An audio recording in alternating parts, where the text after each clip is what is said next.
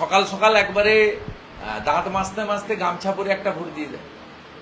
তারপর 11টার পরে একটু প্যান্ট শার্ট পরে একটু সেজে গুছিয়ে এসে ভোট দেয়। বিকালবেলা যেই সূর্যটা ডুবছে তখন লুঙ্গি পরে এসে আরেকটা ভোট দিয়ে দিচ্ছে। মেয়েদের ক্ষেত্রেও তাই হচ্ছে, একবার সালোয়ার কামিজ পরে মেরে দিচ্ছে, একবার শাড়ি পরে মেরে দিচ্ছে, একবার বোরখা পরে দিচ্ছে। রাজ্যের শাসক দল কি এসআইআর নিয়ে আতঙ্কিত? আতঙ্ক না হলে 12টা স্টেটে হচ্ছে, স্ট্যালিন সাহেবের স্টেটে হচ্ছে, শুধু বিজেপি রুল নয়, নন বিজেপি স্টেটও হচ্ছে। কোথাও হইচই নেই, কোথাও মিছিল নেই, মিটিং নেই, গেল রব নেই। একমাত্র এখানে মানে বুঝতে পারছেন, গর্তে কার্বলিক অ্যাসিড দিলে সাপ বেরোয় না। ইলেকশন কমিশন গর্তে কার্বলিক অ্যাসিড দিয়ে দিয়েছে, সাপগুলো এখন বেরোচ্ছে। এটাই তো প্রকৃত দৃশ্য। আমি এর আগে চিন্ময় প্রভুকে অ্যারেস্ট করার সময় হুঁশিয়ারি দিয়েছিলাম 3 দিন হাতে রেখে যে সোমবার থেকে পেট্রোপল বন্ধ করব। নিউ মার্কেট ফাঁকা হয়ে গেছিল। এখনো আপনাকে বলছি প্রায় 20-25% মুসলিম বাংলাদেশি পালিয়েছে। বর্ডার এলাকার গ্রাম ফাঁকা হয়ে গেছে, নিউ টাউনে কাজের লোকরা নাই, হাওয়া হয়ে গেছে। খোঁজ নেন, বুম ক্যামেরা পাঠান। আজকেও বলছি পালাও, এখনো হাতে 24 ঘন্টা আছে। 4 তারিখের আগে পালাও।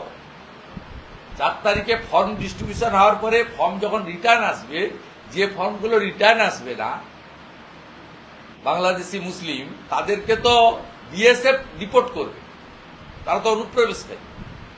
অতএব পালিয়ে যান, আর হিন্দুদের কিচ্ছু চিন্তা করতে হবে না। সিএতে অ্যাপ্লাই করুন, বাকিটা আমরা বুঝে নেব। তারপরেও যদি 2-4 হাজার হিন্দুর কোনো সমস্যা থাকে, আমরা আছি, আমরা কাজ করছি। আমাদের বড় টিম কাল ইসিআইতে যাচ্ছে, আমি নিজে পরশুদিন সিইও অফিসে যাব।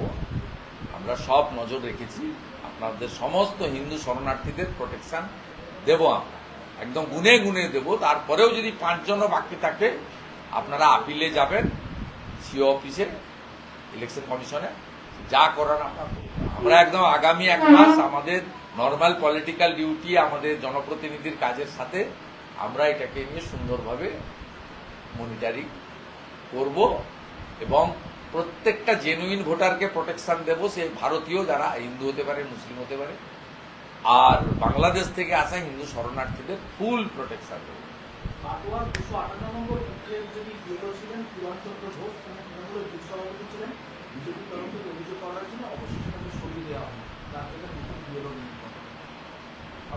ভালো নিয়ম মেনে চলা হয়, শুধু তৃণমূলের নয়, যদি অন্য দলেরও কোনো কার্যকর্তা পঞ্চায়েত মেম্বার থাকে, তারও নিজে থেকে ছেড়ে দেওয়া উচিত। সেটা যদি বিজেপিরও 2-5 জন থেকে থাকে, এত নাম তো 80,500 প্রত্যেকের মুখস্থ নেই। আমি অনুরোধ করব ছেড়ে দেওয়া উচিত। ইলেকশন কমিশনের গাইডলাইন স্বচ্ছতা প্রত্যেকের মেনে চলা উচিত এবং বিএলওদেরও কোনো পলিটিক্যাল পার্টির কথা না শুনে ইলেকশন কমিশনের গাইডলাইন টোটো ফলো করা উচিত। গাইডলাইনের বাইরে কোনো ভিডিও এটা ওটা বলছে খুশি করার জন্য আইপ্যাককে, অন্তত ওদের কথা শুনবেন না। একদম ইলেকশন কমিশনের লিখিত গাইডলাইন, তার বাইরে বিএলওরা দয়া করে যাবেন না। বিহারে বহু বিএলও বিপদে পড়েছে, এফআইআর হয়েছে, অ্যারেস্ট হয়েছে।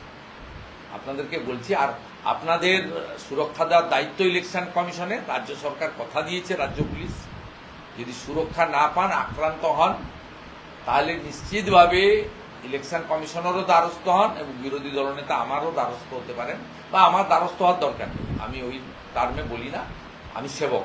আপনারা আমাকে জানাতে পারেন, আমি দলমত, বর্ণ, ধর্ম নির্বিশেষে সব বিএলও-দের পাশে। 4 তারিখে কর্মসূচি স্বাভাবিকভাবে বাতিল করেছে ভাইপোর নির্দেশে।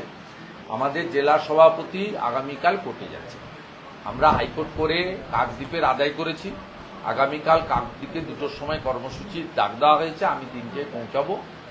একটি মিছিল হবে, বড় মিছিল, এবং হাইকোর্টের যে নির্দেশ 6,000 লোকের মধ্যে সীমাবদ্ধ রেখেই মিছিল হবে এবং কর্মসূচি হবে।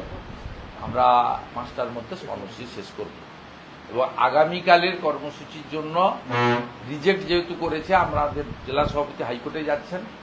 বুধবারের বর্ধমানের কর্মসূচি আছে, সেই কর্মসূচিরও যদি অনুমোদন না পাওয়া যায়, সেটাতেও আমরা হাইকোর্টের দ্বারস্থ হব। যতক্ষণ না এনসিসি চালু হচ্ছে, বিশেষ করে বিজেপি এবং বিরোধী দলনেতার কর্মসূচির পারমিশন এরা দেবে না আমরা জানি, আমার ইতিমধ্যে 90 পেরিয়ে গেছে। আরো এমসিসি চালু পর্যন্ত এই সংখ্যাটা আরো 20-30-এর জায়গায় যেতে পারে। আরো ভালো ভালো খবর দেখতে সাবস্ক্রাইব করুন বাংলা হান্টের ইউটিউব চ্যানেল। বাংলা হান্টের আরো খবর দেখতে নজর রাখুন। বাংলা খবর মানেই বাংলা হান্ট।